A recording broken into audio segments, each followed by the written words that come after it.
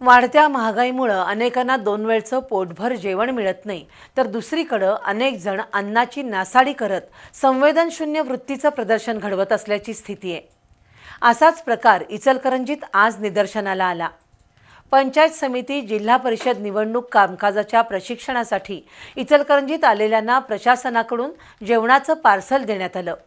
मात्र त्यापैकी अनेकांनी जसंच्या तसं जेवणाचं पार्सल कचरा कोंडाळ्यात टाकल्याचा प्रकार निदर्शनाला आलाय।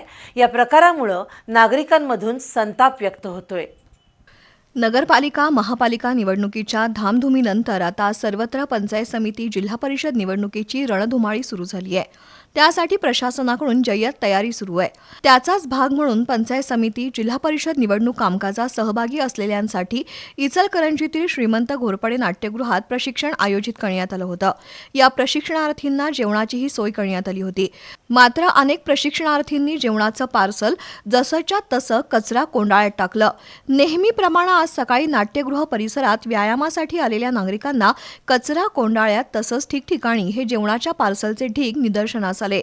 एकीकडे वाढत्या महागाईमुळे अनेकांना दोन वेळचं पोटभर जेवण मिळत नाही, तर दुसरीकडे शासकीय नोकरी आणि पगार घेणारे जेवणाची नासाडी करतायत। हा विरोधाभास पाहून नागरिकांमधून संतप्त प्रतिक्रिया व्यक्त होत आहेत। अन्नाची नासाडी करणाऱ्यांवर कारवाई करण्याची मागणी होतीये।